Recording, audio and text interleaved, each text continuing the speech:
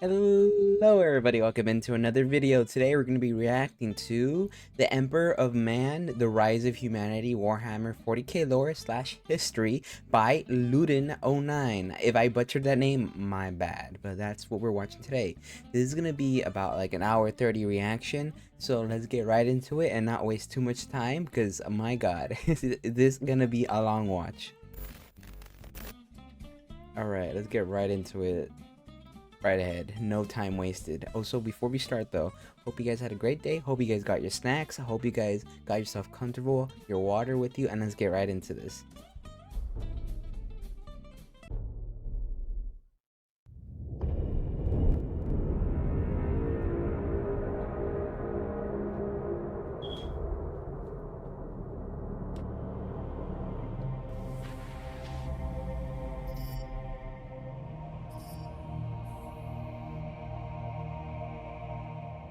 There once was a man born in a forgotten time, created by a force of unknown origin. He would cross the ages knowing his one purpose: to lead humanity as the greatest empire in the galaxy. Right, okay. The Imperium of Man. In this time, he would be known by only one name: the Emperor of Mankind. Big G! Bruh. I'm gonna be honest with you. I'm kind of retarded. Big E. I just said Big G, huh? Wait a minute. Big E. My bad. Why did I say Big G? I mean, he's a big guy, but like, the Big E though. Big Emperor, bro. Damn.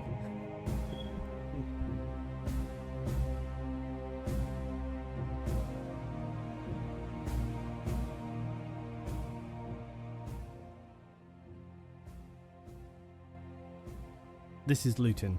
I must first apologise for the length of time since the last project. The simplest explanation is it took me a long time to compile amid many other things going on for me. So we now move on from the Eldar history and wade into one of the most important and complicated narratives in the universe of the 41st millennium. It is, of course, the rise of humanity and the Imperium. In the dark, never-ceasing war that is the future, humans have risen to control and maintain a galaxy-spanning empire whose official title is the Imperium of Mankind. The Imperium is the largest and most powerful political entity in the galaxy. It has been established for a period of some 10,000 years up to its present date in the age of Warhammer 40k. The lore and scripture around this period is massive. Despite this daunting task though, I've decided to interpret it in one piece chronologically, splitting it into chapters so as to best enable you guys to get an understanding and a grasp of what it is all about. Okay. This is the third video in my Warhammer 40,000 lore series, and it seeks to create a foundation for all of the further videos which talk about the Imperium of Man. Noted, noted. Chapter 1, Overview. The Imperium of Man consists of the planets, systems and forces throughout the galaxy which contain Imperial citizens and their derivatives. Not all humans are universally members of the Imperium though, and as you would expect, there are rogue traders and those who choose to live on the legal fringes of society. The single most important figure within the Imperium is the aforementioned founder, saviour and ruler of this empire, known as the Emperor of Mankind. Yep. He formed the Imperium some 10,000 years previous to the current established date in the universe of Warhammer 40,000 at the end of the 30th millennium. This occurred following an especially brutal period of societal disintegration during the last days of the Age of Strife. In this video, I'll outline the political state that is the Imperium, as well as the history behind how humanity reached this point in the far future. As with anything though, the complexity and depth of the lore means I can't cover it in its fleshed entirety, so some tangents are going to have to remain for future videos, but I do my best to cover as much as possible which is relevant. The Emperor of Man sits as an extremely powerful figure within the Imperium. Make no mistake, he is the centre of humanity in the 41st millennium. So powerful a humanoid, he was arguably barely human to begin with, and he continues to protect mankind after his mortal wounding during the final battles of a period known as the Horus Heresy. Were it not for his ever-present psychic voice reaching out, searching, protecting and planning, then the Imperium of Man would undoubtedly fall back into dark oblivion, and perhaps the light would be extinguished permanently.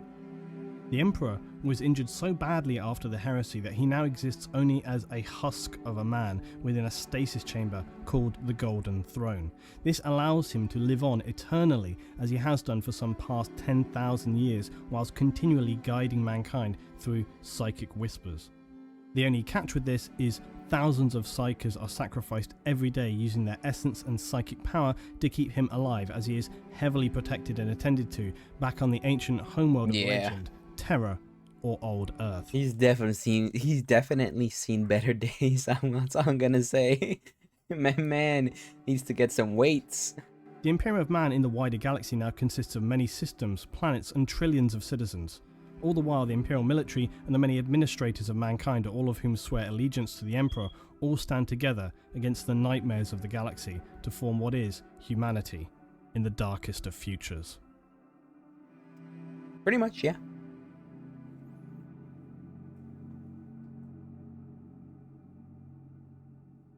Now we know that in this future we have access to highly advanced technology and face many voracious enemies wielding our own forces to then counter them. The important question in understanding the Imperium is, how did we get to this time? And to understand this, we need to look back at the extensive and dark history of humanity. There is a small clue as to the way in which the people that constitute humanity in the 41st millennium view their past. Who's this? That is, the Imperial two-headed eagle, the crest of the Imperium. It stands with its two heads, but with one eye closed. Blind, or perhaps refusing to see the past. The other eye is open, looking to the future. The logic being that the past of humanity is too painful or dangerous to look back on, so we look forward, striving to be stronger and more powerful, as we have done for thousands of years. There are distinct ages of humanity's history, and these tell the story of how we reached the time of the Imperium. 1 millennium equals 1,000 years. The Imperium has now been established for 10 millennia or 10,000 years. Humanity has existed for roughly 41,000 years. This timeline demonstrates the ages of man through this period, from our ancient history through to the age of the Imperium. We have the ancient history, the age of terror, the golden age of technology or the dark age of technology, the age of strife, the Unification Wars, the Great Crusade and the fall of the Eldar, the Horus Heresy and the Great Scouring, followed by the final Age of Imperium of Man. Alright. Chapter 2, Ancient History. The ancient history tells of the dawn of mankind, but this period is largely one of animalistic evolution. The most significant event occurs around 7000 BC. This event marks the birth of the humanoid, who would become the Emperor of Mankind. His origins are something of a heated debate among the 40k community. There are several theories around this, and it's important to note that something I rarely see stated on forums or discussions around the origins of the Emperor is that quite simply no one knows the origins of the Emperor. It's all just speculation. Simply because one theory has had a vague reference at one time or another does not make it gospel. In fact, as I've repeated before, the crux of the matter with imperial history and lore in general is that very little should ever be considered official or canon. Such is the state of the loss of history, misinformation, and suppression of facts within the 40k universe. So essentially, the correct version is the version you want to believe. In a universe where history is stored over thousands of years, and in times of unimaginable devastation and strife, it's unlikely something could be considered a cold, hard fact, especially when you're talking about events that happened in ancient history in an age where accurate recording of information seems unlikely or even impossible to have survived.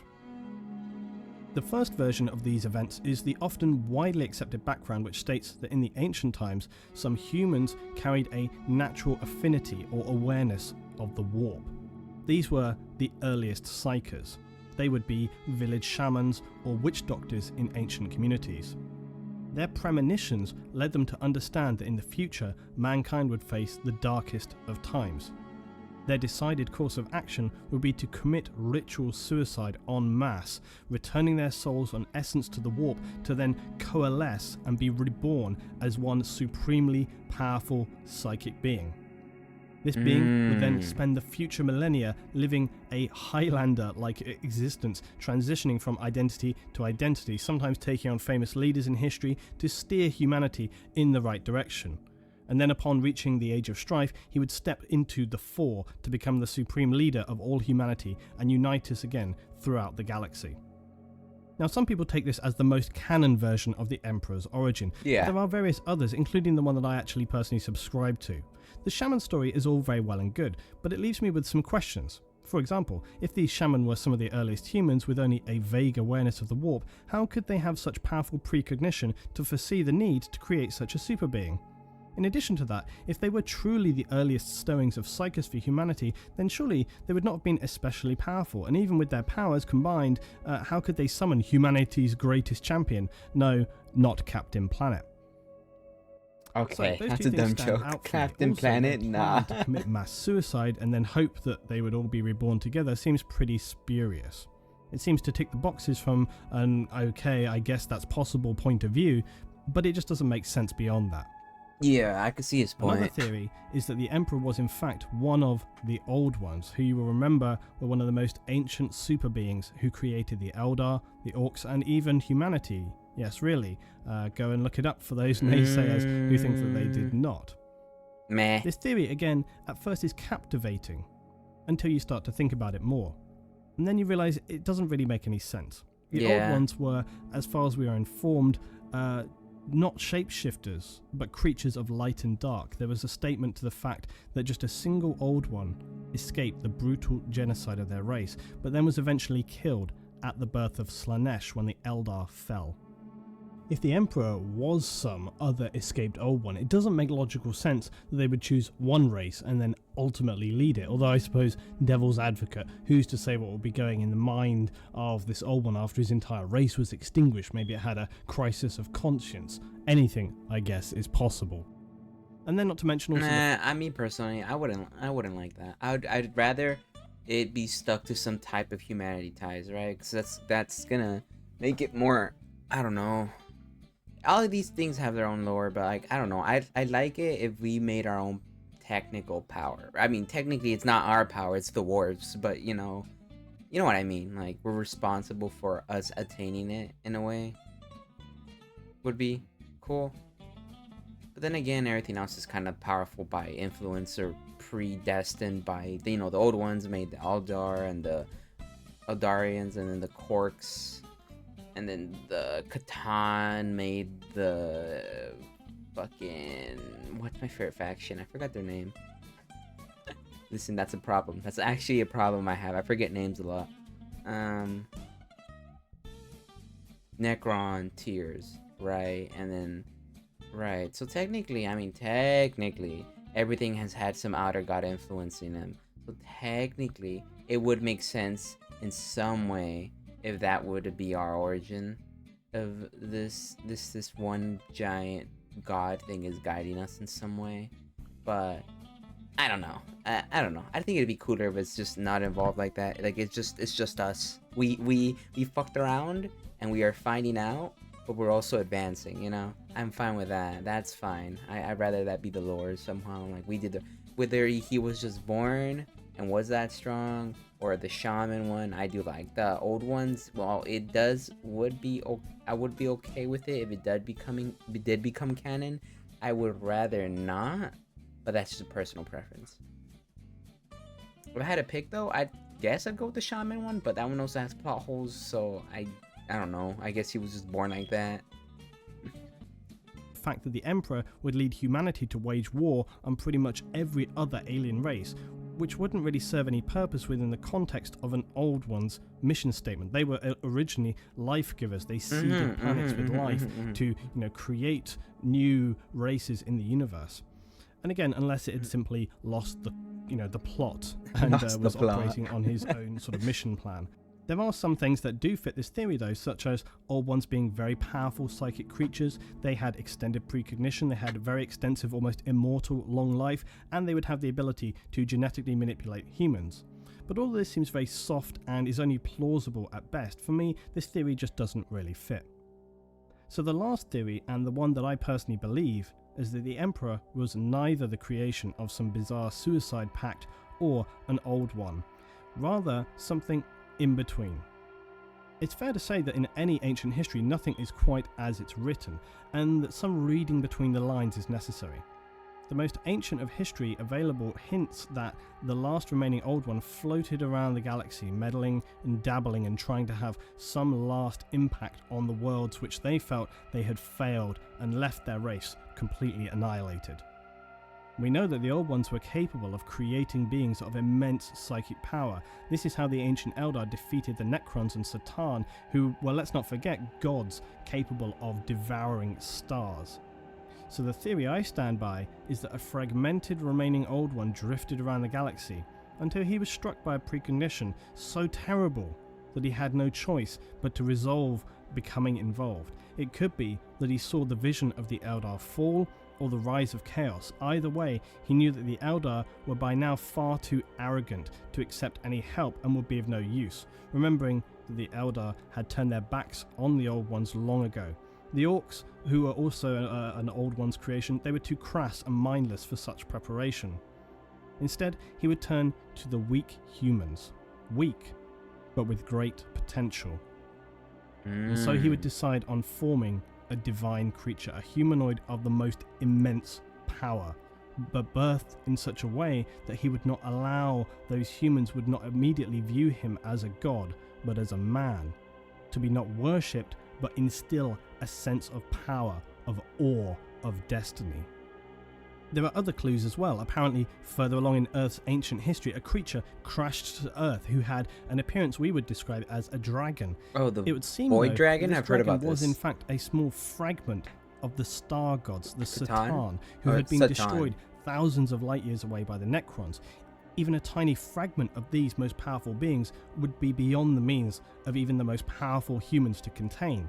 The future Emperor in this time wounded this creature and then apparently took it to Mars. I'm not sure how, but there it lay imprisoned within the planet. The final chapter of that story, that's one for another day. Still though, this helps to secure the idea that no mere reincarnation of a few shaman could produce such or perform such a task. Could an old one? Perhaps, but given the other evidence I would still discount it. But a perfectly designed humanoid of godlike form created by an old one who would know a most powerful psychic being was needed to counter not just the future darkness of man, but to face again the Satan and the day of reckoning when the Necrons would rise again. This seems for me the most logical and plausible of origins. Yeah, I agree with that. The truth, though, is that we cannot know the origin of the Emperor unless some definitive tome is discovered which provides secure evidence as to such, so we are left to speculate until then. One thing that is certain, though, is that the Emperor was a human and holds godlike psychic power. He was within humanity throughout all of history, learning, sometimes guiding, mostly sitting in the shadows, until he was needed to take a course of action that would lead us into the age of the Imperium. The last point worthy of mention is that the Emperor of Man would enforce a strictly secular society. In the early days of the Imperium, this would then enable humanity would identify with him as a man and not as a god. They wouldn't project any religious connotations onto him. Also, because throughout the thousands of years he spent on Earth, he would see the terrible devastation and fragmentation organized religion could cause. He believed that humanity could only achieve its full potential in a strictly secular state. However, even in the crusading period where the Emperor would reunite the lost colonies of man, some people began to spread rumours that he was more than just a powerful man. These beliefs would run so strong it would even question some Astartes to the faith, such as Battle Captain Nathaniel Garrow, one of my favourite characters in the 40k and one of the few Space Marines from the Death Guard chapter not to be corrupted by chaos. Some citizens of the Imperium consider the Emperor's stance on faith even a test so as to distinguish those who can see the whole of the truth, that he is in fact the one true God of mankind. Damn, all that for what? Still believe he's a god in the end. We would now reach the time known as the Age of Terror. This was the period on Earth from the 1st to the 15th millennia, that is the first 15,000 years on old Earth. a period of extreme technological expansion, from a pre-industrial era to that of fusion power and travel beyond our planet and even solar system. Humanity would first colonize new worlds within our system, first on Mars and then the moons of Jupiter, before mankind would start to look at how we could travel beyond. To achieve this next goal, colossal starships were created for humanity to cross the voids between solar systems, and powerful engines at this time. These advanced fusion drives enabled very, very fast but still sublight travel. This meant in order to reach their destination, it could take anything as long as 10 generations of human lifespan to reach their destinations. Subsequently, trade and aid between human colonies was then extremely difficult and would lead to them being established almost as independent states. Very little is known of this period, as imperial records are fragmented and limited. The Emperor during this time had no reason to interfere, and so would continue his own work and research back on Earth. Study and the improvement of man, all the while remaining in the shadows. That looks so cool. During the period between the 1st and 15th millennium, various events of discovery and importance took place that would finally propel us to create our first interstellar confederation in the 15th millennium. One of the most important events of note would be during M4. Humanity would discover the warp and begin to research it. This is specifically relevant, as it would have been one of the discoveries that would lead the Emperor to understanding the necessity of him coming into the fore.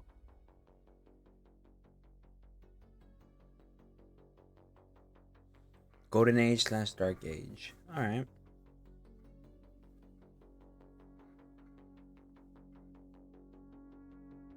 As we reach the 15th millennium, humanity would enter a golden age of technology.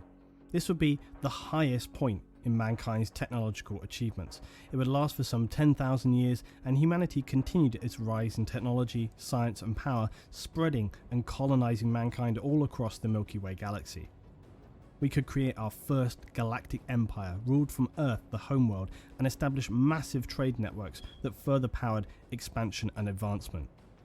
This earlier period in the Age of Technology has a subtitle known as the Stellar Exodus. This marks the time when humanity made its first colonies on other worlds, and also beyond the solar system. These initial colonies were reached using the ships that were still only capable of sublight speeds and were restricted by this, as well as our developing but limited knowledge of building these vast scale ships. When these ships reached their destination though, they would be then slowly deconstructed and the materials used to build the colonies.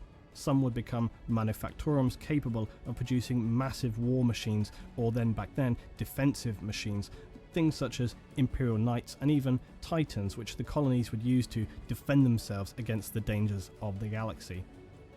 In a comparable way to early colonies on Earth, this meant they had to be self-sufficient, and due to the large timescales involved before anyone would likely reach out to them again, they would develop their own cultures and languages, largely influenced by the noble families established on these interstellar voyages, as well as physical elements on the new homeworld. The planet's characteristics would also shape the way in which their societies would evolve. Yeah, makes sense. Now, some 6,000 years later, around the period of Millennium 21, mankind now began a process of militarization. It is not known who or for what reason created this process or started it off, but along with our expansion and colonization of planets, we also began to expand and develop our weapons and forces. Fragments of what so we had a 6,000 year gap of peace, pretty much. Or not, we got like peace and advancement, which is honestly pretty cool. I'm not gonna lie. Hey, good on us, you know. We may be fucked now in the current future, but you know, past us, past the pat in the back, you know, pat in the back. You did good, you tried your best, and you guys are doing okay considering everything. Developed during this age of technology, such as Imperial Knights, Titans, Land Raider designs and so on, would later be recovered by the Imperium far into the future. The largest proportion, however, would be lost to the tides of time, and we can only imagine or hope to continue recovering these lost and most powerful of technologies in the 41st millennium. Humanity had risen to a period of immense power through our technology, and whilst the Emperor of Man existed, he had not made himself known to mankind. He continued to bide his time, lying in the shadows, studying, planning, observing. The very fact that the Emperor is one of the few who would live through this time and on into the age of the Imperium, and this would then have far-reaching implications for humanity, as the Emperor would carry his knowledge and strength of this golden age into a time when none would recall it, and where it would be of critical importance to our survival. For the Emperor, he would use this knowledge of the age of technology to bring humanity back to a glimmer of what once had been. In the thousands of years where humanity established its first interstellar empire, we would become, as much as the Eldar, supremely dependent on technology. Humankind had risen to a level of godlike understanding, and this was embraced and practiced by the people of the time. The Empire of Mankind was seen as a bastion of technological achievement and began to use a new class of humans entitled the Navigators to expand our reach and use the newly discovered warp to travel beyond the distances of existing star drives and cover vast distances in a short time. The navigator's role is to, as the name suggests, protect and guide a ship through the tides and dangers of the warp. Eventually, over time, humanity would find the warp had become too turbulent to traverse. But in this time, navigators, they're not strictly psychers as such. They possess a special gene called, unsurprisingly, the navigator gene. They also possess other abnormal characteristics, including a third eye in the forehead, as well as some more alien appearances such as no pupils in their human eyes and translucent skin, as well as maybe larger than normal appendages. Their origin is believed to have not been a natural development, but to have come about through genetic experimentation and engineering in this period of the age of technology. It was likely that mankind discovered the warp and that it could be utilized for crossings, but that required a safe means to traverse it and looked to create a solution to that problem. Mankind's age of expansion and technological glory across the galaxy would lead to many worlds requiring their own localized defense forces. In this time, humanity's mastery of technology was largely unequaled, and this would be employed in the defense and relative growth of the colonies. One of these defense forces, one of the most powerful of them, would be the Imperial Knights. These were colossal war machines that towered over all they surveyed on a battlefield. They were built with the knowledge of the Golden Age of technology, and these giants survived until the Imperial Age, but they can essentially no longer be constructed from scratch. And as is often the case with technology in the Imperium, it is now merely maintained. The Imperial Knights themselves were operated by nobles from the colony worlds who would be entombed within them. They are sworn to protect their citizens from all Xenos threats and the endless nightmares in the universe. Nobles are the ones in there. As the Knights would advance into the later ages, they continued their noble values and morals. Some of the Knights are the most selfless and dedicated forces within the Imperium, as well as being some of the oldest. As with most technology from the Dark or Golden Age technology, the Knights are immensely powerful, allowing them to run and fight as much as a dreadnought would fight, but on a much larger scale. These ancient heroes have fought thousands of battles across millennia and stand ready to defend Imperial citizens they're and support Astartes anywhere in the galaxy. After the Knights we have the Titans, and Titans are the epic war machines of the Imperium. A Knight and the smallest Titan can be anything like 9-10 meters, but the big Titans can be anything up to 50 meters. They are gargantuan death machines. Big boys. Many people believe that the Mechanicum were originally responsible for creating the Titans. This is not strictly correct. They do construct some Titans, but many they simply maintain. This is because the technology used to create Titans is very, very old, and like many things in the universe of Warhammer 40,000 for the Imperium, a lot of technology is merely maintained because of its complexity. Simpler devices are constructed, but this happens less and less. But the Mechanicum do create some Titans for the Imperium. Originally, the Mechanicus found versions that were completely autonomous, created in the Golden Age of technology. And the largest Titan so far discovered was upon the lost forge world of Charania. It was a completely autonomous war machine and was dubbed the Castigator class Titan. Its schematic was apparently also contained within a standard template construct on this planet, and it was far superior to any class of Titan utilized by the Adeptus Mechanicus or any other intelligent race in the galaxy. Oh, interesting. This was so far the only known discovered Castigator-class Titan, but it was subsequently destroyed by Imperial Grey Knights. Grey Knights are the secretive and unbreakable order of Astartes warriors dedicated to the protection of the Imperium from the very darkest foes that humanity faces in the 41st millennium.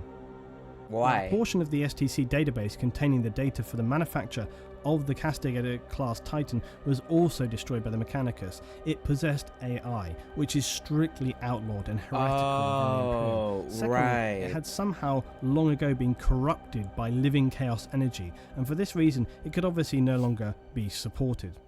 Imperial records of this That's event, though, unfortunate. note that the cost of life and resources required to destroy this Titan monstrosity was severe. The key point here, though, is that mankind was developing machines in the golden age of technology that would never again be equaled. They could be merely copied, emulated, or used as a template to work from in the future. But our level of knowledge, our rules and guides on what could be created, due in part to events that were yet to come, would very much limit humanity's advancement in the millennia that lay ahead. I mentioned a moment ago something called an STC. This denotes a device known as a standard template construct. These are one of the single most valuable objects in the galaxy for the Imperium, and their importance was no less during the Age of Technology. So what is an STC? STC systems were advanced AI computers created during the Golden or Dark Age of Technology, and are said to have contained the sum total of human, scientific and technological knowledge. STCs were created when human interstellar civilization was at its technological peak. Their original purpose was to enable colonists to survive on the new worlds they arrived upon, as they could not carry securely the mass amount of knowledge gained by humanity at this time, and even if they could, they might not have people capable of understanding how to utilize this. The STC solved this problem. It enabled the colonies to access all of humanity's knowledge and display it in a way for them to be able to create The local anything Google. they needed from the resources available and solve any issue that could arise for them on the new home worlds, no matter the geography, resource limitations That's or climate. Actually, This would really enable them good. to build anything from a simple lasgun to a fortified bunker, massive Actually, war really machines good. or an atmospheric processor. Wow. STC systems possess the ability to not just store information, but also to produce new designs to meet changing circumstances. They are immensely powerful sources of information Yeah, I and could imagine. power, and consequently the Imperium places a high value on obtaining these lost relics of ancient knowledge. Even though now, after many thousands of years had passed, most of the discovered STCs are damaged to the point they only contain fragments of their former stored information. That's But Imperial unfortunate. forces will still use any means or resources necessary to obtain an STC once it has been discovered, even if this means the sacrifice of legions of military or civilian Imperial citizens. From the Golden Age of Technology... No, I can see that. That one, I can see why. Because, like, that is such a data bank with such potential information and such knowledge that would be required and would be really, like... Because we lost a lot. We lost basically everything, right? Like, in knowledge worth. And that has... If we find one fully intact, we can have most of it back. So I can see why they see those things and they're like, we want it. No, I don't care how much it costs. We need those things. We need that. We need those things. They're important. All right. I see that. Having Google back in this time would be very great. It would be great.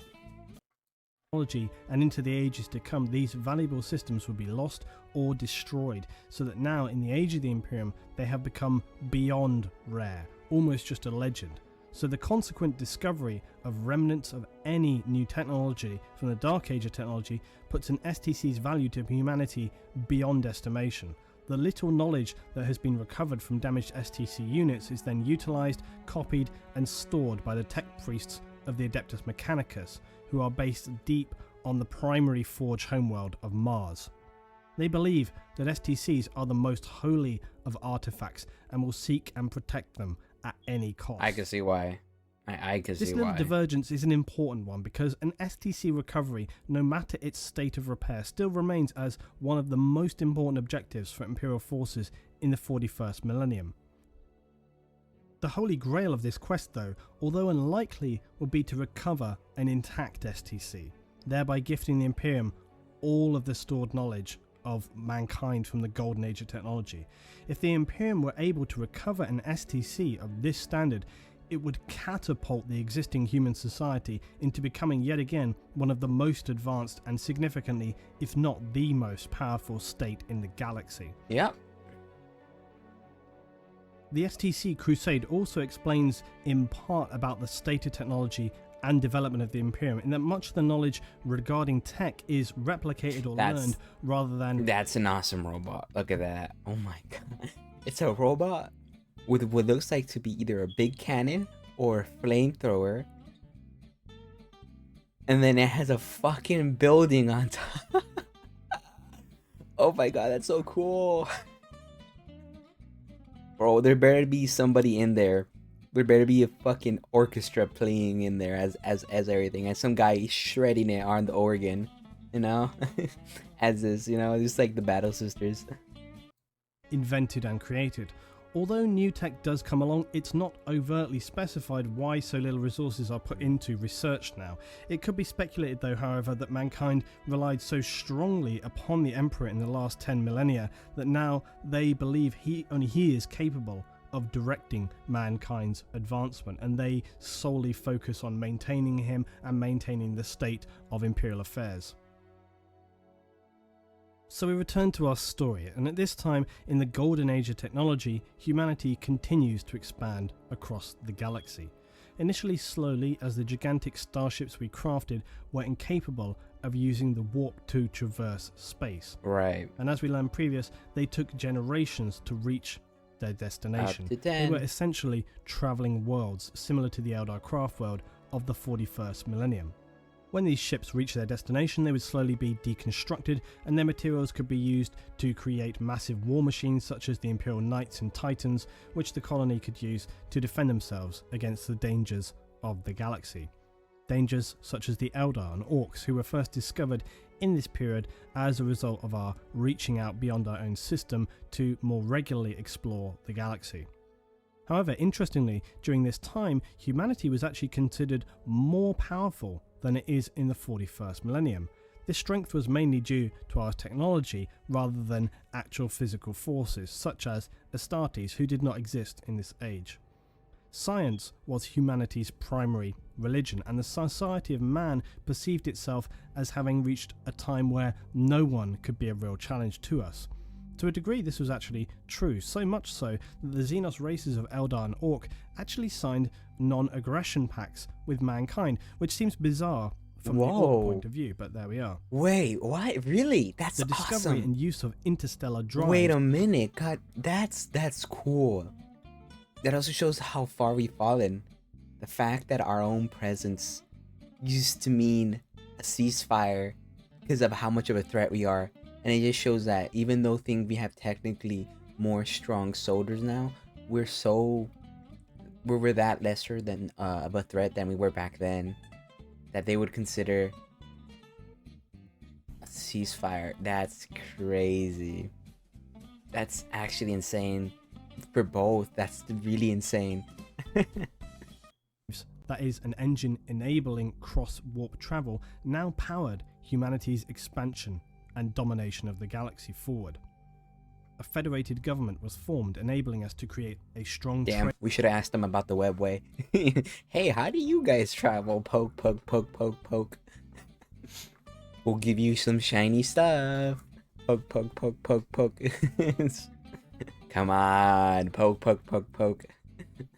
Trade, community, and most importantly, remain unified and powerful throughout our colonies spread across the galaxy, aiding and supporting where necessary with either materials, logistics, or military. The exact form and nature of this federation is unknown from this time, as so much knowledge and history was lost. To speculate though, it seems likely that from the way in which humans would live at this time, the Federation would have focused more on discovery, science, and working to better humanity, as well as supporting our widespread colonies. As the societies we had seeded across the galaxy grew stronger and more developed, most humans would live long, peaceful lives where menial actions were carried out by automation, leaving people time to indulge in their own lives and dedicate themselves to the glorious expansion of mankind. This golden age of peace bears a stark contrast to the unforgiving brutality of the 41st millennium, the Imperium where many citizens are now born into lives that are shorter, work-driven, and even hellish by comparison. Back with our timeline though, and although navigators had now been discovered and enabled interstellar travel, psychers, that is humans with strong psychic ability, had for the longest time evaded or simply passed undetected. It would be in the age of technology where this new class of human would finally be identified. These psychers seemingly largely avoided the demonic possessions which had occurred for the Old Ones, Orc and Eldar. It is unclear why this would be, but again you may speculate that the Emperor had a role to play in guiding and shielding humanity through this time. As we know, he had always lain in the shadows, ensuring our safety and creating small influence until he felt it was necessary to come to the fore. Another possibility is that by comparison, the Orcs and Eldar with their more advanced psychic powers simply shone brighter. As we know, the demons of the warp are actually attracted to psychic power in real space, like moths to a lamp. And so they appeared amid the depths of the galaxy, a brighter beacon for the chaotic creatures to be attracted towards, whereas the human psychers were very early in development, their powers were less attractive, they did not stand out so much. These psychic mutations were initially limited to only a few individuals per billion or so humans, but toward the end of the Age of Technology, psychers would appear throughout the colonies more widespread than ever before, and some colonies who were advanced and open-minded, they could see the potential advantages brought by human psychers, and they were protected and allowed to develop and explore their abilities. However, that's kind of bad. Less advanced human colonies, they were often killed and hunted down as the people here feared rather than embraced their divergent powers, much of, similar to witch hunts. As I hinted at earlier, one of the reasons during the Golden Age of technology that humanity was able to not only survive, but stretch itself out to colonize and conquer worlds in the galaxy, not to mention defending itself against aggressive Xenos, would be due to their reliance on AI and the machine creations of the time. However, as nearly all science fiction dictates, these primary sentient machines in the Human Galactic Federation would be known as the Men of Iron, and they would stereotypically turn on their creators and enter us into a cataclysmic war. An STC containing a template for the Men of Iron was discovered by Imperial forces on a chaos-controlled world. It became apparent that much as the Castigator class Titan, the Men of Iron here had also been corrupted by chaos, and the AI of these creations was sentient, so we can perhaps speculate that the Men of Iron initially resented their human creators, but combined with this were also corrupted, possibly by chaos, which at the time was relatively unknown to mankind, hence the lack of any documentation to support such speculation. It is, however, a possibility and stacks up with what we know of the corruptibility of human AI creations. Also, the intent of the dark forces of chaos to obliterate humanity once it became aware of its existence. Regardless of the reason though, this war was one of the greatest disasters to befall humanity and would rage for centuries. The exact length of the war is not recorded. The conflict was eventually won by humanity, but at a great cost. The damage caused by this conflict to interstellar human society was hugely destructive. We would lose masses of knowledge and technology, not to mention devastating humanity's economic strength and political unity. The war would begin the series of events that would lead into the collapse of the Federation of Humanity at the end of the Age of Technology. As so often is the case, very little information exists from this time, largely due to the Imperium being so wary of a similar disaster happening again. And this is why amongst the Imperium and mankind you'll find only the simplest forms of AI. It is viewed as being exceptionally dangerous technology and is strictly outlawed.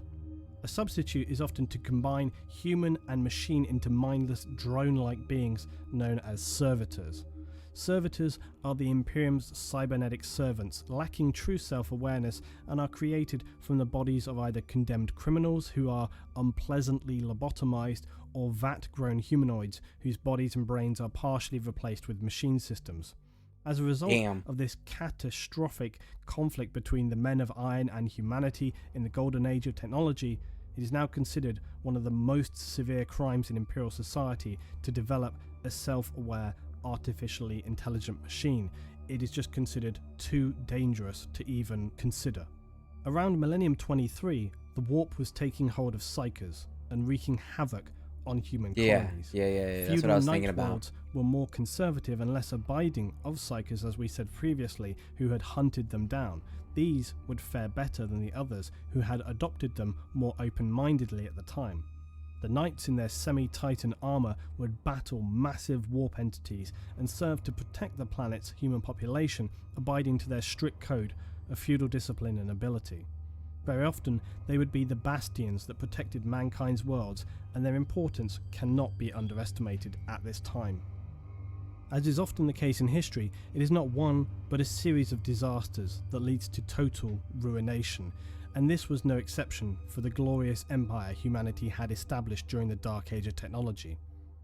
Whilst it was struggling to recover from a collapse in its unity, as well as destruction of many of its resources and its ability to trade efficiently with other worlds, a new disaster would occur that would see the end of humanity's golden age and instead throw us further into near total annihilation. The race of man would never again reach this golden pinnacle of technological achievement. Damn. That's a statement if I've ever heard one. Big statement. But yeah, it's true. It's very true. The Age of Strife.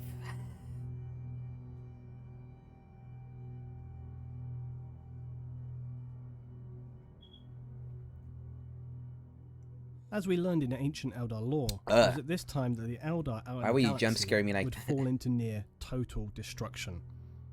These would be dark days indeed, as the Eldar were almost wiped out in a cataclysmic annihilation, as the Slanesh. chaos god Slanesh was born into existence from the horrifically depraved mire that Eldar society had Cause the Eldar had to indulge in debauchery. Debauchery. It's fucking damn it. I can't get that out of my head anymore. Debauchery. fallen into. This was a disaster for the Eldar, nearly extinguishing their light from the universe completely. Like But it didn't 90%. do humanity any favours either. The near destruction of the Eldar and birth of Slanesh only came to mark the end of the Age of Strife. What caused it prior to these events was the ever-expanding sea of psychic energy known as the Warp. For many millennia, this had been growing more and more powerful, fueled by the nightmarish depravity that was Eldar society. Around the end of Millennium 24 and the beginning of 25, mankind was still struggling to recover from the disastrous war against its Men of Iron and its far-reaching impact on the previously secure and strong human federation. With their galactic unity destroyed, as well as suffering from the inevitable wounds of war, material shortages, mass loss of life and destruction of infrastructure, we would now face a new problem. Warp travel was becoming increasingly difficult. The warp's instability, caused in part by the Eldar's depraved psychic society, meant that many ships now would become lost and consumed by the warp as they were travelling through. This was not an issue for the Eldar themselves, as they used their webways to travel, which were outside of that warp space. For humanity, though, it would be a severe problem, and its impact would deal the fatal blow to an already fragile empire. The losses and damage caused by the war with the Men of Iron, combined with now being unable to travel across the warp to cross those great distances in the galaxy, would ultimately return humanity to a pre-Dark Age of technology state, where only sublight travel was possible. This was a disaster. Trade and support could no longer be conducted, as these journeys would now take generations to complete. Humanity was once again isolated as it had been millennia before. The warp storms and the isolation they would create would last for over 5,000 years, and their effect on human society across the galaxy was catastrophic. Some planets with a significantly advanced human colony would survive into the future if they had the means to defend and support themselves. It's important to understand that when a system is set up with no established backup, its collapse has an immediate and profound impact. This was the case with mankind's trade system. It had grown over time to enable many planets to survive solely on imports from other rich parts of the Human Federation. Without this infrastructure They were and no claps. way to gain outside support, disaster was inevitable. Many would turn inwardly to the colony, consuming themselves from the inside out, first with barbaric civil war and later total anarchy, fighting over the scarce resources that remained. Yeah, it The makes final sense. phase often led the significantly depleted population into a feudal system of warlords and barbarism. This chaos was repeated across the majority of human worlds in this period, even including Earth. At this time on Earth, large areas across the planet had become massive cities reaching for hundreds of miles, and having become adapted to a system where all activities were conducted by machines, Earth also now relied heavily on trade from colonized worlds to support the extremely high population count.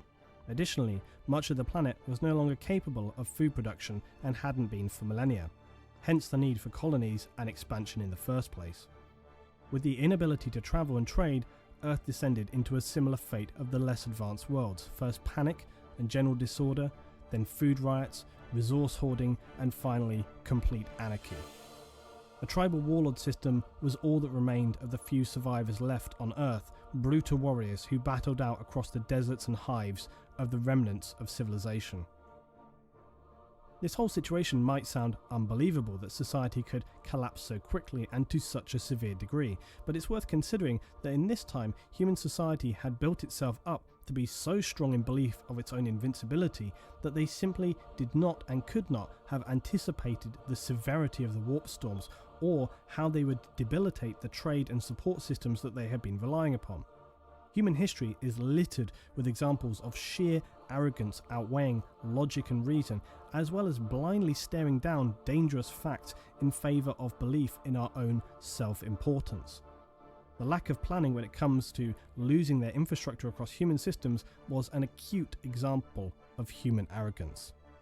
It would now seem as well that whatever had protected human psyches from demonic possession would now end. It's my speculation that, as previously stated, the Emperor was what provided this shielding, even though he was not known to humanity at this time, for he knew the power, importance and value of human psyches in the dark times that would lie ahead. Without this bubble of protection that had invisibly existed prior to this time, humanity's weak psyches would be consumed, possessed, and go completely insane, causing chaos among isolated, colonized worlds. Demons. This period of complete anarchy would last for some 5,000 years, and during this time... Yo, that looks awesome though. Look at that. That sword. Oh, and that armor. Not gonna lie. It looks awesome. I like it. The design and the whole background looks like sort of Asian, Japanese culture like design-ish. While the left kind of looks like more knights. These guys on the left here with spears, or they lances? No, those are spears. Bro, to be this guy, or this guy, that looks awesome. Many colonies would forget their family out in the galaxy, as well as losing vast amounts of technology and knowledge. Only fragments of the glory of humanity would remain, preserved on the advanced worlds who were capable to survive this dark time. By the 28th millennium, almost all traces of civilization on Earth were gone. Instead, techno-barbarians battled one another over the scraps of the ancient human race. Mars, however, was one of the few worlds to undergo a different process. After a brief period of anarchy, the tech priests of the cult Mechanicus emerged victorious over the Psyker mutants, and then unified their homeworld. The priests visited Earth, but upon seeing its barren destruction, wrote it off as unsalvageable. They used any titans they had to help them in the future reunification of man. They would also be one of the few worlds to reach out and recolonize planets in this time. Using their knowledge of the warp, they chose moments of calm amid the storms of the time in the warp to travel through and establish new forge worlds. Look at this. These were Look at these replicas guys of being the tech homeworld of MVPs. Mars, and enabled them to continue support and recovery of the technology of man, as well as production of munitions and simpler war machines. But for humanity, its golden age was over. This dark age of technology had fallen apart catastrophically. Many of the weapons that once served mankind brought us to near destruction and turned lush garden worlds into irradiated deserts. Mechanical factory worlds into dystopian nightmares, beautifully advanced and artistic colonies turned into barbaric, nightmarish hells devoid of all morality. The age of strife was upon mankind, and only the further darkness of the future lay ahead. Roughly 5,000 years later, around the period of millennium 30 to 31, human society had reached a state of pitiful decay after cannibalizing itself for millennia.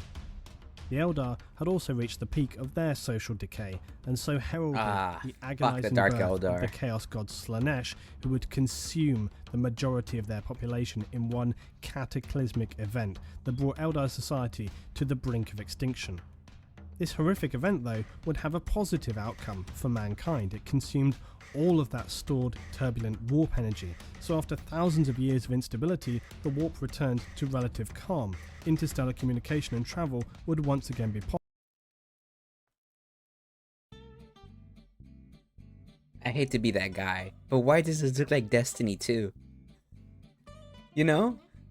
This reminds me of like those space stations we saw in Destiny 2, or Destiny 1 still, right? And is it the Cosmodrome? Or is it the... Right, and this is like, it kind of looks like the area where you come in, or where you get rezzed, like that, like where the front guy is, like around that tree-ish, where you get rezzed, and then you run down that, into that entrance. It reminds me so much of that. Obviously, it doesn't look the same, but the general design of it is very similar, I would say. Yeah, it does kind of look like it, not gonna lie. Looks inspired by it, I would say. Possible for the civilization of mankind.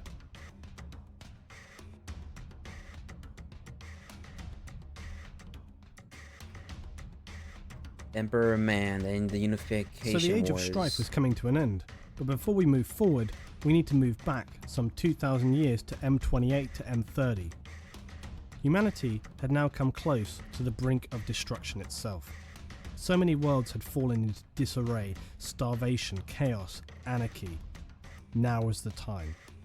This would be the time where the mysterious and powerful Psyker who had wandered amongst humanity for thousands of years would come to the fore to lead humanity from an edge of unsalvageable darkness back into the light and resume their place as a meaningful power in the galaxy. Earth had by now been reduced to a chemically irradiated barren wasteland, its population slaughtered, and all that remained were degenerate feral nomads fighting for irrelevant territories. Insane wandering prophets and cyber-augmented techno-barbarians who lived for nothing other than to fight, created in the cradle of world-ending war. Frail empires would rise and disintegrate as quickly and forgettably as they had risen. No tribal faction had enough power or resources to make any meaningful stand, and so it went on, pathetic fighting over the remnants of a ravaged world. Such is the dark times, I guess. And Out time of for this seemingly endless horror Biggie. came a single man, a warlord like no other. His title in these early days is unknown, but we would know who he would rise to become: the Emperor of Man. He would first conquer and then rebuild humanity, leading it into the light, saving it from itself to form his autocracy, known as the Imperium of Mankind. Unlike so many before him though, he had power not only as an unstoppable warrior, but in many other traits such as rational thinking, tactics, philosophy, economics, compassion, foresight, and perhaps most importantly, a genius of science, everything and more that would be required for a supreme leader. The Emperor, though, fought not for selfish personal gain or bloodlust of war like all the other scattered remnants of humanity left on Earth. He had selfless, higher goals to restore humanity spiritually, intellectually, and physically, to revert us to a time of strength and prosperity. These were the years of the Unification Wars. The Emperor had long held a facility deep in a range of mountains previously known as the Himalayas. This was his most significant stronghold and would later become the Imperial Palace. Here he experimented with genetics as well as developing and constructing weapons and armour for his warriors. In the earliest days, he would physically and genetically augment some of the most powerful barbarians. These humanoids would become known as the Thunder Warriors. The very first of their kind and the most basic template for what would eventually become the Imperial Space Marines, the Astartes, the greatest warriors in the galaxy. Under unsurmountable pressure from the Emperor's army of Thunder Warriors, the barbaric factions fell quickly and humanity was united on Old Earth for the first time in centuries. This, however, would come at a terrible cost for the Thunder Warriors themselves, and is one of the least known yet darkest events for mankind. Yeah, kind of purged In them. order to unify Earth and bring humanity back on the path of advancement and strength, the Emperor had found it necessary to in part cleanse the savagery that had grown on the war-torn planet. Yep. This sadly meant the death of many arguable innocents during the Unification Wars, as well as the eradication of the last remaining religious church on Earth, known as the Church of the Lightning Stone. The Emperor Such is a known good to video have that personally we watched spoken on it. to the last remaining priest before bringing in his new age of enforced secular rationalism and the ideology known as the Imperial Truth. This essentially tells that humanity are now those destined to be the rulers of the galaxy.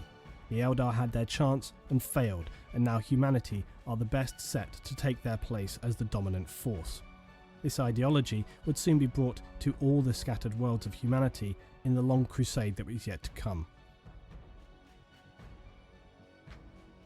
Now, the official version of things tells how the last battle of the Unification Wars takes place on Mount Ararat. Yeah. This siege to cleanse the last of the techno-barbarians from the ruined wastes on Earth and finally bring it back to a time of peace and growth was said to be so brutal that waves of Thunder Warriors fell against the rocks and resistance were slain to a single man, the legendary warrior Arik Taranis, the Lightning Bearer.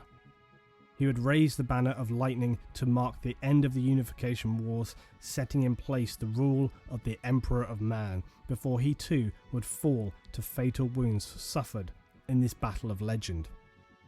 As with many things, the official version is not the end of the story. The actuality of the event was darker and far more sinister. The Emperor knew that in order to restore peace, growth and a sense of civilization to his new and expanding empire, he would require a more stable and balanced force than the Thunder Warriors, who were essentially just adept brutes recruited from the wasteland, albeit clad in the earliest Imperial armor. In a necessary betrayal, the Emperor realized that in order to safeguard what he had achieved, his army of barbaric fighters could not exist past this time. Gotta It is execute them believed all. that he actually ordered the many Thunder Warriors who had survived the final battle to be slaughtered by his elite guard, and possibly even some of the early proto-Astartes who were at this time far advanced beyond most of his standard force. This terrible secret has been concealed from the people of the Imperium for more than 10,000 years, and were it ever to be revealed, the consequences could be unimaginably disastrous. The Emperor, though, saw this necessary evil had to come to pass for the greater good, a sacrifice of the few to save the many who would come. The Thunder Warriors were built for war, and war alone, and would not be able to adapt to a time of peace, and could even have turned a vital tool into a dangerous, unstable threat that could unbalance all that he had achieved. In order for the next stage of his plans, he also required that humanity rally behind him as the sole and most powerful force. The slaughter of the Thunder Warriors was not the last act of betrayal, though, by the Emperor. He would then take the necessary glory that he had near single-handedly reunified Terra. This distortion of the truth, while hugely distasteful, does appear largely necessary to reunite the whole of humanity and create the most powerful civilization in the galaxy. Nonetheless, should the truth ever arise, it would at best split apart the Imperium and at worst destroy it. These choices by the Emperor are important to remember in the context of his character, as it can lead to certain logical speculations regarding future events. Some Thunder Warriors, though, would find fate on their side and escape this mass killing and live on as homeless unknowns, seeking out a miserable existence at the bottom of society. I didn't know that. Honours forgotten, their deeds meaningless, all the while fearing constant discovery from the Imperium and certain death. That's This heartless crazy. betrayal was surely one of the darkest periods in Imperial history. They were never hunted, though, in any significant way. The Emperor believed them all dead, and besides, they were far more important tasks at hand, as the Emperor now gathered a team of gene wrights salvaged from the few remaining humans on Earth. These were men with practical knowledge of genetics to aid in his development of the new Astartes project. Those Thunder Warriors who did escape were not like the Astartes of the 41st millennium. They were genetically unstable, and most significantly, they only had a minimally extended mortality beyond that of a regular human, unlike the Space Marines who can live on for thousands of years. The Emperor had been working for decades on his Astartes project, deep within his mountain facility. Here he would create the vital foundations that would springboard humanity into a new age. His experiments would create the 20 Space Marine legions known as the Legiones Astartes, as well as 20 Primarchs to lead each legion. These 20 supreme leaders of the soon-to-come Space Marine legions were crafted by the Emperor using samples of his own arcane genetic code as the base. It is obviously unknown the depth of which the Emperor used his own DNA to create the Primarchs, but later findings through ancient Imperial records do hint that he spliced multiple DNA types together, even going so far as to introduce some animal DNA into the Primarchs. And this would explain why some, such as Lehman Russ, would display the wolf-like qualities, and why these would then become present throughout the Space Wolves Legion and chapter. Oh, makes sense, makes sense. To speculate on the Emperor's true goals I can see that. here, and even if he was successful in the mixing of DNA in this way, it seems highly experimental, and perhaps he himself was not sure of the final result. This period of intelligent design was hasty and somewhat improvised given the dire situation facing mankind. It needed to repopulate its military power in order to springboard and take stage fights forward to reconquer the colonies. Another point of speculation is how closely the Primarchs were imbued with spiritual elements and others such as unnaturally skillful charisma and so on. Still though, in creating the Primarchs and even taking small elements of the Emperor's DNA, it imbued them with these demi-godlike characteristics. It also explains why at this time the barely known forces of chaos would seek out and scatter the developing Primarchs before the Emperor's plans could grow into fruition. Little is known of this Primarch scattering event, but it has been suggested that the dawning forces of chaos felt this expanding power from humanity to threaten them, and in an effort to slow or negate it, they reached out into the mortal world to seize and scatter the fetal Primarchs across the galaxy. Each world they found themselves on would surely in time come to realise that they were far from normal, often finding themselves as a natural leader in command of the systems that would become their home.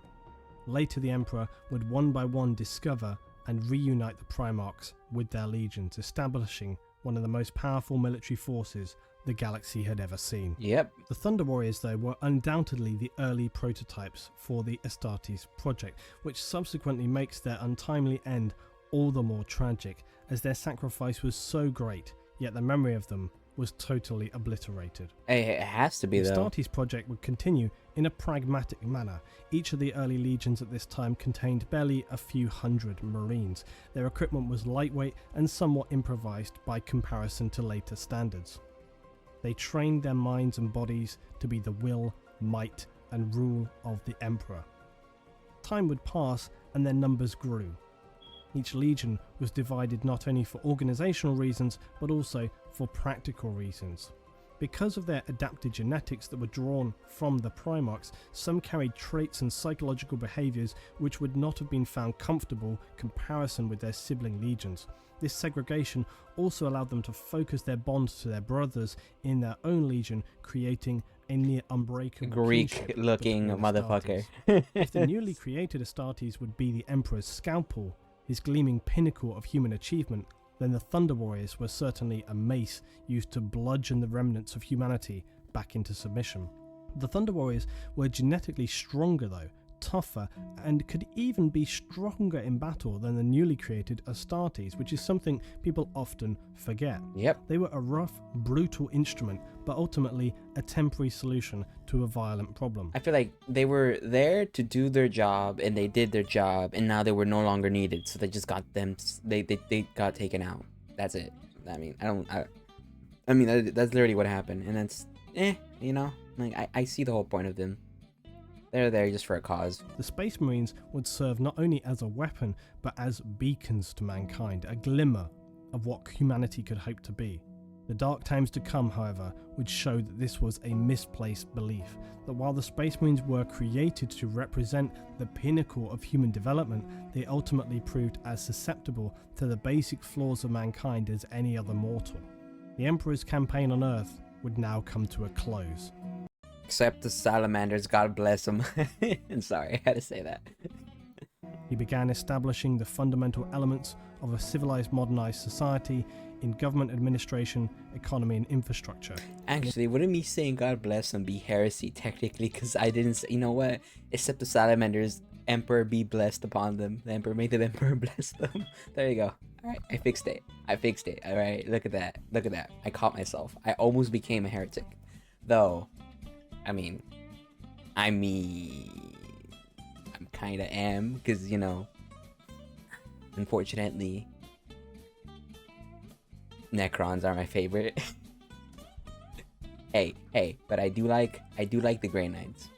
It's funny, because I like the two extremes. I like the Grey Knights, and then I like the Necrons. You know, there's no in between, you know. Necrons, Grey Knights. Hates all the technology and like aliens and all that isn't from us.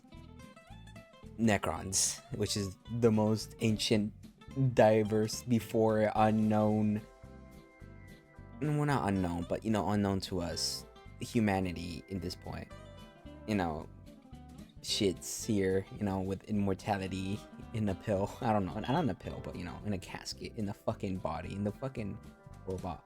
I gotta get more lore in those. I do want to get more lore, but I need to get to this video.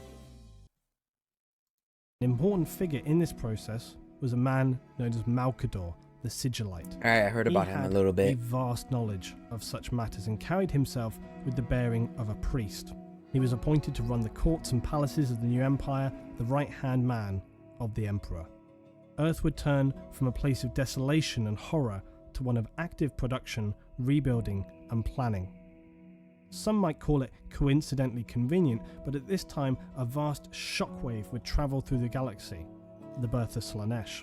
Humanity would have no idea of the significance of this, only that it cleared the storms from the warp that had isolated and ruined humanity's gloriously technologically advanced empire. Again though, we could speculate that the Emperor had foreseen these events and the necessity of preparing Earth for this time. On Mars, the humans of the cult Mechanicus, that is those who worship machines, would become aware of this unification on Earth, as information through distant communication and physical observations. They viewed this new emperor as a man in alignment with their own agenda. Mars, during the Dark Age of technology, had been a planet with a single purpose, a powerhouse of production for this age, consolidating ships and weapons, including the vast Titans, hundreds of feet tall, gigantic bipedal war machines whose very presence could end conflicts before they began. Since the end of this age, cults had risen across the Mars, and the most prevalent of these was the Mechanicus, whose ideology included the veneration and acquisition of these ancient but highly advanced technologies from the period known as the Dark Age of technology. During the period of isolation known as the Age of Strife, Mars had undergone a similar societal collapse comparable to that of Earth. With all trade cut off, they had insufficient water and food to supply the populace. A civil war would follow, as well as the collapse of some planetary infrastructures that shielded their little remaining hydroponics and food production systems. This would lead to a further collapse of the already fragile supporting systems. The Techs, an established Mechanicum, decided the best way to survive this apocalypse would be to retreat into underground bunkers which had been mined out, creating vast cities below the surface. Little is known at this time, but evidently prior to their seclusion, the Mechanicum techs were a cult who would bear a respect and drive to recover, protect and utilise the lost technologies of mankind. Upon their rise from the subterranean depths, they had in this time translated this over into a complete faith. The tech priests of the Mechanicum, along with their troops, would very quickly subdue the insane irradiated savages who remained on the surface and begin the process of rebuilding and redeveloping Mars to be completely self-sufficient. This, in combination with their access to some of the most powerful war machines ever forged in the galaxy, would without doubt leave the Mechanicus in a position of some power. To the cult of Mechanicus, who are now becoming aware of this emperor figure who had surfaced on Terra, a man of science and technology, this was obviously appealing to the Mechanicus, and some tech priests on Mars even began to suggest that the emperor was a man of such power as to rival their own machine god and fulfill an ancient prophecy in their faith of techno-mysticism. Debates raged on Mars between the priesthood regarding how to treat this new development. All the while, the Emperor, bearing his power of immense foresight, would not be ignorant of the Mechanicum, and he slowly and steadily would begin to craft his new plans accordingly. Plans for a crusade on a galactic scale never before seen. Its purpose, the Great to Crusade. locate the lost Primarchs, Right? to reunite the the Great territories of Crusade. humanity, forge a new Imperial Empire, and thrust the Imperium of Man into a position of complete dominance and power throughout the galaxy. The Emperor's plan was one of absolute submission. Anyone who stood against the Imperial truth would be cleansed and destroyed. The Mechanicum of Mars were one of the few exceptions. The Emperor knew that any battle to try and claim dominance over the cult Mechanicum would be hugely counterproductive. Even if he could claim victory over them, the cost to his new Astartes force would be severe and unjustified. So he planned instead to offer a rare alliance with the Council of Tech Priests. In offering them assistance in their own goals and acquisitions of new and lost tech throughout the galaxy, they would provide support, construction of war gear and tech to Imperial forces.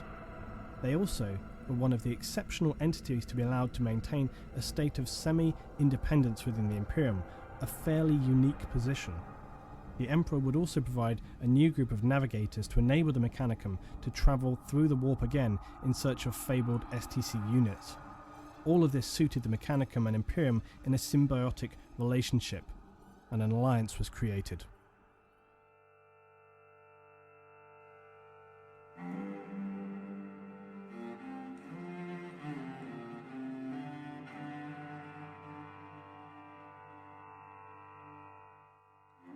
And so we reach the beginning of Millennium 31. With Mars now allied to the Emperor's Imperium, the Legiones Astartes war machine had significantly expanded. The Mechanicum would provide the battle barges needed to transport the Space Marines throughout the galaxy. They also brought to the table the Titans, some of the most powerful war machines ever created. Yep, big Their allies. very presence on approaching a humanoid system would often be enough to prevent a conflict. The shock and awe of facing such incomprehensible opponents would quickly lead a populace to understand they had no hope of preventing the Imperial Expeditionary Forces from achieving their goals. The crusade would initially be led by the Emperor himself, as he commanded a massive fleet of Astartes. As the crusade gathered pace and the Primarchs were recovered, these expeditionary fleets would number in the thousands. Before we talk about the crusade itself though, which I have tried to condense as much as possible, I want to first talk briefly on the Astartes or Space Marines. Now, a regular misconception about Space Marines is that because they wear near identical armour and were originally produced via a variation of cloning, or at least grown in a lab, that they somehow have no personality or little differentiation between them. It is also often assumed that Space Marines will blindly follow any commands given to the letter, no matter the consequences. After all, they are the superior, unquestioning warriors in the universe, right? Both of these myths is fundamentally wrong. Each Space Marine is an individual person with their own character, traits, to an extent personal principles. There are many documented events in which these human elements would have a role to play in subsequent events. Space Marines, although superhuman, are still human, and as such the Emperor deemed it necessary to have a senior position with whom Astartes could use as a point of reference to discuss matters of morality, to understand their purpose, their mission, and sometimes to give guidance beyond purely military matters during the crusade and the expeditionary forces. Enter the Iterators.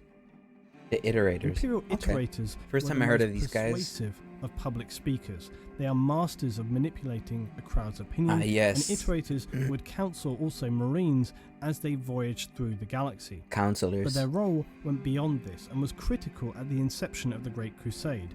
They were placed among the expeditionary forces to aid in reuniting humanity and turning lost human civilizations to the Imperial cause. The Emperor appointed them to spread the Imperial truth. Truths such as the rejection of religious faith to enforce secular rule, and unnecessary wasteful squabbling over power and resources. These were all seen as significantly counterproductive and opposite to the objectives of the Imperium. The first Primarch to be reunited with the Imperial fleet was Horus of the Lunar Wolves. He greatly admired the Iterators' work, so much so that he asked them to also tutor his captains and legionnaires. Wow. Horus believed that once the crusade was completed, there would be an end to the war, and that the Astartes would first need to find a peacetime vocation. The most famous Iterator during the Great Crusade was primary Iterator Kyril Sindaman, who served aboard Horus's flagship. Iterators are seen as the precursors to Imperial Guard commissars and Astartes chaplains. The Iterators and then later the chaplains are an example of the more human services required by Space Marines. Documented records have shown that they have been regularly known to question ethics, purpose, and even their own morality, despite an Astartes essentially being immortal. They are destined to die in battle, as that is their true purpose. And despite this predefined fate, they are far from the emotionless drones that some would assume. They are a living embodiment of humanity, a distillation of spirit and mind. The Emperor's Great Crusade to reunify humanity had begun in earnest. This was an operation on a truly epic scale. Millions of troops, tens of thousands of ships forged by the Mars Mechanicum. This would be humanity's defining moment, to reach out and forge the greatest empire in the galaxy. The Imperial forces comprised soldiers, naval officers, and most importantly, the Astartes legions. They were configured and divided into expeditionary fleets supported by all manner of cruisers, transports, scout teams, dropships, and so on. Commanded by the Emperor and his war council, but also by individuals placed in charge of these expeditionary forces. It's important to remember that these forces were as much exploratory as they were tasked with an important mission. A great deal of time passed during the Age of Strife, as well as incalculable quantities of data have been lost in the process. They're also looking for anything to simply bring them back didn't up. know exactly where all the colonies were, nor their status. Had they been destroyed in civil war, alien genocide, or perhaps the opposite and expanded to a degree where they would not need aid but instead submission? All of these were unknowns. Many locations could be estimated as to whether or not they had been colonized in the past. The Mechanicum could provide some information from past scripture as to where human colonies had been located, although more importantly, they wanted to know where we could find ancient and undiscovered technology. The expeditionary fleet would even initiate a search on the basis of myths and rumour. No stone was to be left unturned in the search for the lost civilizations of mankind. Before they embarked on their journey though, one other important task was required. Although the warp storms had subsided, allowing travel once again across great distances, the navigator class from the past that would guide ships through the warp. This system though was far from perfect, and the Emperor had a greater plan. On Earth, the Emperor ordered construction of the Great Astronomicon. Tech priests from Mars were drafted in to aid in this project, and its purpose would be to enable the Emperor to guide, oversee, and command his vast fleet all from Terra. It created a system for him to focus, amplify, and broadcast psychic signals and energy. It would stand as an unchanging marker, a lighthouse for the navigators, a point of reference around which they could plan all their travels. This certainly was an important factor in the success of the Crusade, as it enabled the navigators to travel through the warp in great leaps and faster than they ever had done before. In addition to this, the Emperor would also create the astropaths. These were powerful psykers whose sole task would be in relaying communications from the fleet and later the established Imperium back to the ruling council on Terra. The vast distances involved meant that the astropaths would become the only communication link between Terra and the distant colonies. However, as with the Eldar, the risk of possession to the astropaths by warp demons consuming the psykers and thereby enabling them to travel into the material world was one that the Emperor was all too aware of, especially after his Primarchs had been scattered throughout the galaxy. To this end, the astropaths would undergo an extreme and harsh process of toughening against the threat of warp entities. The Emperor himself would manipulate and reform their mind into a protective vessel, making them nearly immune to risks from the warp.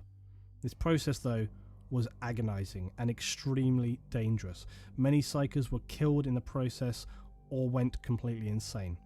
Even if they survived the process, a universal effect would see their optic nerves become damaged beyond repair. This meant all astropaths are blind. From the Imperial perspective, though, this was a necessary consequence as they continued to be an integral part of Imperial infrastructure. The Crusades had begun, and alongside Space Marines were hundreds of thousands, if not millions, of Imperial troops, humans who were salvaged from the aftermath of Terra and structured into an effective, albeit expendable fighting force. This Imperial Guard was strengthened and resupplied as they reconnected and conquered lost human colonies. A secondary benefit was that in drafting local military forces into the expeditionary force, it removed these planets' ability to rebel effectively against the newly created Imperial outposts on each planet. Also, in these early days, taxes and tribute to the Imperium were not strictly required, but Imperial commanders stationed on new colonies of the Imperium would often require supplies for the continuing crusade. Many systems and colonies would need help rebuilding or periods after generations of schooling by iterators to bring them in line and around to the Imperial truth and loyalty to the Imperium. Some worlds, though, who were self-sufficient had survived intact and would even welcome the arriving Imperial forces with open arms as long-awaited brothers, with glorious celebrations and immediate support, much to the satisfaction and pride of the expeditionary forces who were all too happy to welcome their brothers back to the Imperium. Such events were a blessing to behold, though, as many worlds were either barren wastes long since destroyed, with only ruined remains to prove that anyone had ever existed there, or they were found to be locked in brutally tyrannical dictatorships and required sometimes days, often weeks of orbital and ground assault to subdue and conquer these false dictators. Religious doctrine and faith were especially highlighted to be crushed on all worlds. The Emperor would never allow these practices to infringe or threaten the Imperium, as he was partly responsible and had even seen the effects these caused on humanity millennia ago in the first age of mankind. The Emperor also made an important choice that upon arrival to new worlds, any psykers discovered were told to expect transport back to Terra, courtesy of secretive black ships. Here, they would be tested on their journey back to Earth to their limit. They would endure nightmarish examination, some dying from the trials or executed for being just too unstable. Others, though, ended up completely losing their minds in the process of these harsh examinations. The fate of these individuals was at the time unknown. It later transpired that if they were proven strong and capable enough in manipulating their psychic power, they would become stock for creating new astropaths by the Emperor. Any younger but highly powerful psykers were subsequently distributed to some of the Space Marine legions who had begun a Librarius program, creating special Astartes who are capable of wielding immense psychic power. Oh, Others, okay. disappeared from record entirely, leading to supposition of secret organizations who even today are not fully disclosed. The Crusade continued for centuries, stretching out across the galaxy. Finally, the Primarchs were reunited with their legions and were duly given positions on the Crusade and Imperial War Council. The Primarch figures, though, were not suited to this level of administration. They were at their best out among their Marines leading campaigns. So it fell to the administrators of man to run the day-to-day Crusade infrastructure. One important figure arises again, that of Malcador the Sigillite. He would become a keystone in the execution of the Crusade and one of the most loyal and valuable members of the Imperial Council. The power of the Imperium had now reached its peak. There seemed to be little, if anything, that could threaten, damage, or destabilize the glory and power of the now reunited Imperium of Man. The crusade had in fact been so successful that after a chain of impressive victories, the Emperor decided he could fully return to Terra to continue managing his plans there and working on new secret projects. Wow. His Primarchs were surely That's very more than confident of capable him to finishing do. the now simple task of scouting and securing any fringe colonies and bringing the crusade to a successful conclusion. And this is where I'm assuming things go After a wrong. specifically great victory on Ulanor, the Emperor selected the first Primarch and commander of the Lunar Wolves, known as Horus Lupercal, and bestowed upon him the title.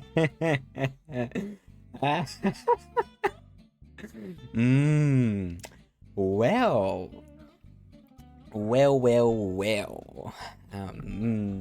This can't go wrong. This can't go wrong at all. I got a feeling. Nah, everything's fine. Everything's fine. Nothing's wrong. This is not history in the making.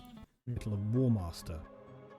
This title established him as a leader of the Imperium military forces in lieu of the Emperor, and all other Primarchs and Imperial forces would follow the War Master's commands as if they were the Emperor's.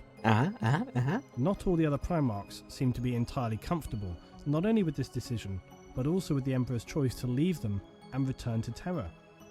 Considering their strength of character, this seems somewhat surprising, but if anything it shows that their bond they shared with the Emperor was perhaps not rock solid, and some of them felt bewildered he should choose to leave them on the fringes of the galaxy when overall victory seems so near and so secure. Horus, whilst being a supreme master of military matters, was also less well known for being exceptionally tactful and charismatic. He would take time to speak to each of his brother Primarchs in turn. Understanding them as he did, he would employ his various skills of perception and charisma to appeal to their individual natures and reassure them that although the Emperor had granted him this glorious honour, it was the Brotherhood together who would achieve the ultimate victory. This helped quell some of the disquiet, but it was not only the Primarchs who felt bemused that the Emperor had abandoned them, and in time, this in combination with other unfortunate events would lead to the darkest of catastrophes.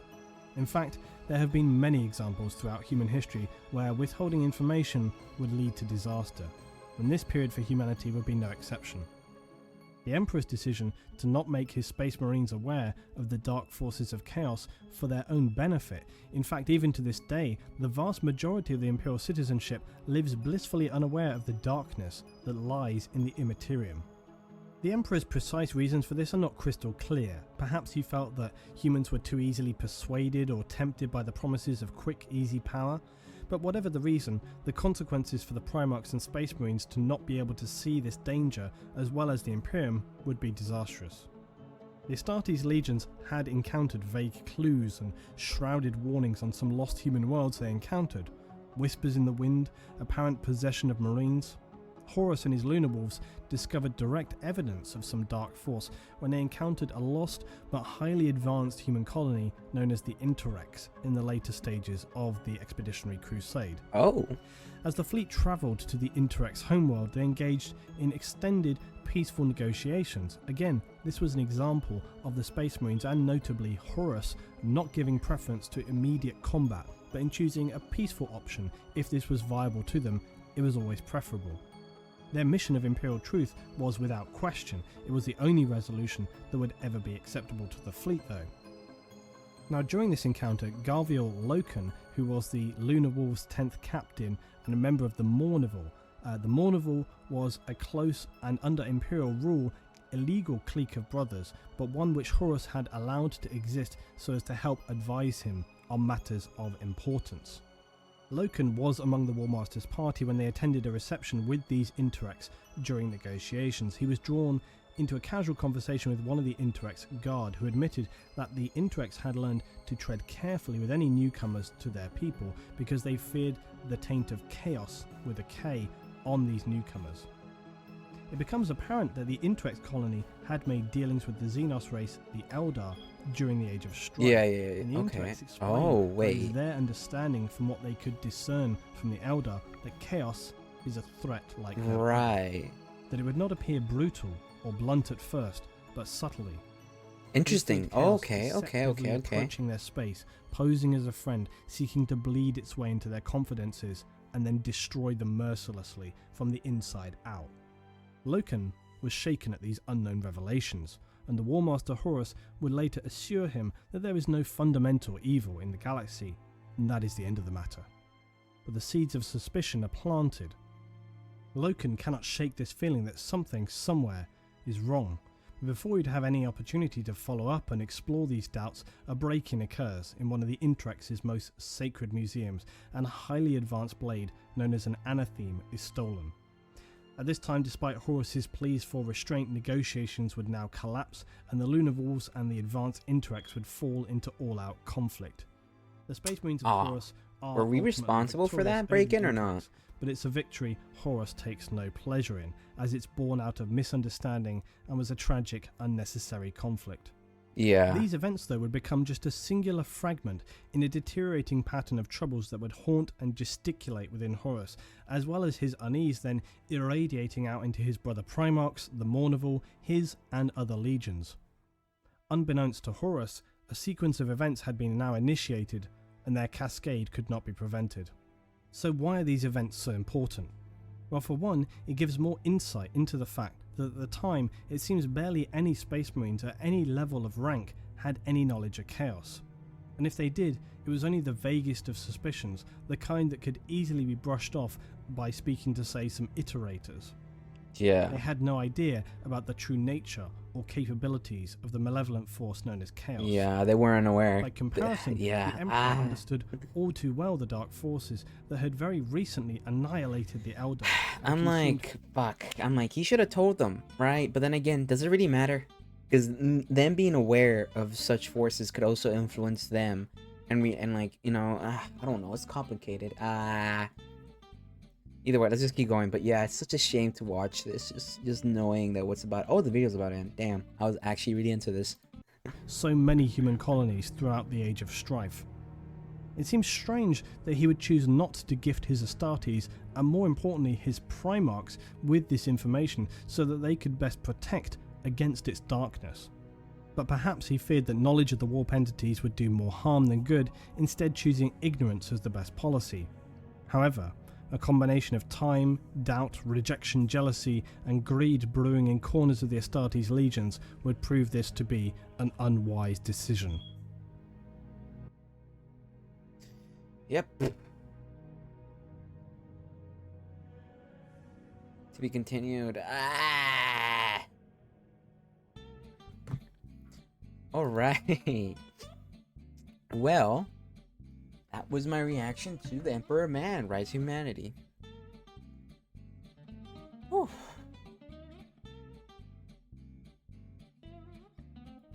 That was a really good watch. I very much enjoyed that. I was really good in learning all the history and preview history that was put into this video. I'm assuming no.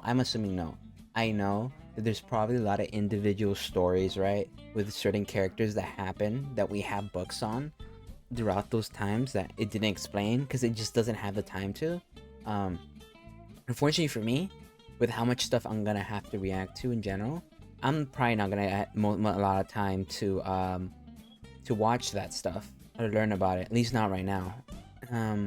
But I'm gonna continue this series throughout so that I know the base knowledge of everything, because it looks like there's like a playlist here, like a lot. So I'm gonna go through this and just get myself as knowledgeable in the subject as I can, and like also do other ones. I'm probably gonna I'm thinking about it, right? These are pretty long. They're like an hour and 30, right? I could do these probably every 5-ish days, because I also do want to do other stuff and not just react to story content, but also like facts about the world, like, and stuff like that. So I also want to do other stuff. So I'm probably gonna do one of these hour and long videos once every 5 days. See if I can handle it, because, you know, it's just me editing everything and reacting and like doing everything. So it's a bit a lot. So honestly, any type of support, whether liking, sharing it with somebody, or you know, just simply subscribing, or you know, just putting a comment, whatever. I appreciate it a lot, because man, I'm putting so much time into into getting all of these out. But I like it, you know. I appreciate you all showing up in general and like just consuming my content and not immediately calling it trash. I'm grateful. I am very grateful. Anyways, besides the long monologue, that has been my reaction. I enjoyed it very much. It's been one of my more fun reactions. I enjoy the storytelling here, from the age of the Golden Age to the age of Strife to the age of the Emperor to the age of the Great Crusade to then eventually gonna be the fall of humanity again, is good. I like it. I like the whole summarization. It's easy to understand. It's placed in a way I could understand nicely. And it's a good watch. And I like the narrator. He's very good. He's very nice at his job. Good voice. Anyways, it's been a good watch. I very much enjoyed it, but that's gonna be all for me. Hope you guys all enjoyed this reaction as well. Please like, sub, and follow me. It'd be very appreciated. You don't have to, but it'd be very appreciated. Besides that, that's all for me. Hope I see you guys next time, and have a great day. Bye bye.